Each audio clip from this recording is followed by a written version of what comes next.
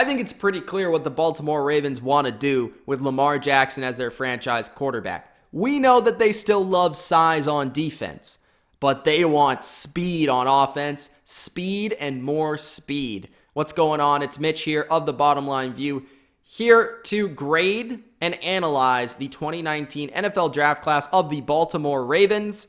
Gronk, spike the like button, subscribe to the channel if you haven't already, and let's get straight into the analysis. So, the Baltimore Ravens, the first ever draft for Eric DeCosta, the new general manager of the Ravens. Ozzie Newsome was still over his shoulder, giving him some hints, but Eric DeCosta, he really had the reins here for this draft, and he went bold with his first pick. He went with Marquise Brown, wide receiver of Oklahoma, Kyler Murray's favorite target. He's more of a slot receiver than anything, but he's like a Deshaun Jackson sort of mold. He's a deep threat.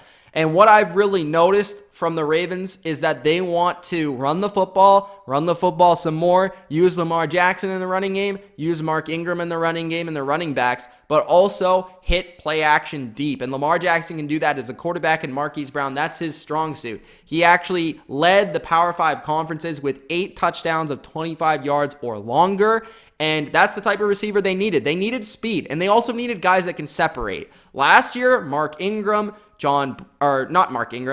Crabtree, John Brown, Willie Snead, these guys, they couldn't separate. They couldn't get open, and they kept Willie Snead around as another receiver, and I would say he was probably their best guy last year, to be quite honest with you, and he's nothing special. So adding Marquise Brown just gives them an explosive dimension to their passing game that they really missed last year, and they didn't have.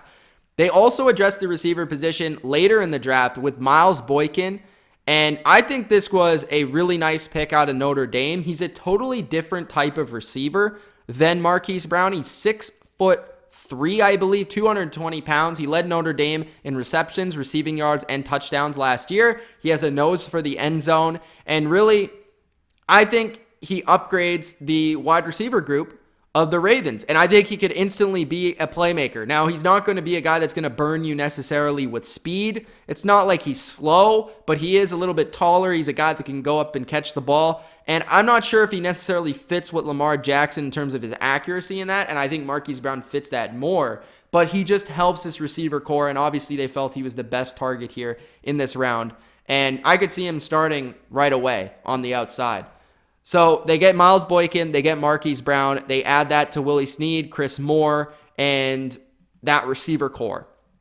In the third round, a little bit earlier than Miles Boykin, they get Jalen Ferguson, which I think was an absolute steal for the third round. This guy is called the sack daddy for a reason. He had 17.5 sacks last year, which led college football, and he had pressure on 19.1% of his pass rushes, which was only behind Josh Allen. So this was Mel Kiper's 39th best prospect in the entire draft. He is very raw, but he is a guy that has pure strength, pure athleticism, and after losing a guy like Terrell Suggs, he can help you out on third down at the very least early on his career, and he can sort of figure it out when it comes to the rushing and big running downs. But I think he is right away going to be just an athlete that the Ravens can use defensively to their advantage. So Jalen Ferguson, I love that pick. Love the value in the third round. A guy that I thought could go as early as the late first. So they get him in the third. They get the fastest running back in the draft in Justice Hill, more speed. And that adds to Mark Ingram and what they have at the running back position. They also have Gus Edwards. They have Kenneth Dixon. So just another guy to throw into the mix and possibly do pretty well there for Lamar Jackson. Ben Powers adds to their guard position, and he figures to probably compete for the starting left guard job right away because Alex Lewis was one of the worst left guards in the entire NFL. They have Marshall Yonda at right guard, but Ben Powers figures to be a guy that can help out at the guard position. So this was a need pick from Oklahoma. Oklahoma had one of the best offensive lines in in college football last year. So Ben Powers immediately probably comes in and competes, and at the very least is a backup for the Ravens in year number 1.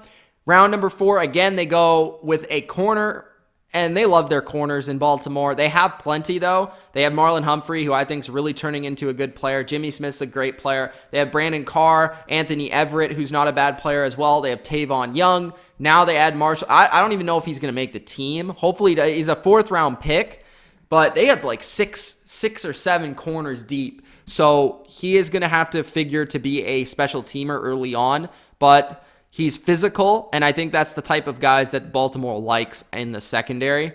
And then they pick a defensive tackle in the 5th round, which they lost a little bit of depth on the defensive line. So Dalen Mack at Texas A&M does make some sense. The interesting pick here is round number 6, Trace McSorley of Penn State. He is not going to be a quarterback. He's rather going to be a receiver, like a slot receiver, Julian Edelman type, or he's going to be like a trick play guy. He's going to be like a quarterback that you can align alongside Lamar Jackson. He can play like running back and like throw the ball on trick plays. So it's going to be interesting to see, like, because they'll probably have him make the team, but it's just the way that they use him, which is going to be interesting. So I'm looking forward to seeing how they use Trace McSorley in this offense, because I think Robert Griffin's a pretty good backup quarterback to have, especially behind Lamar Jackson.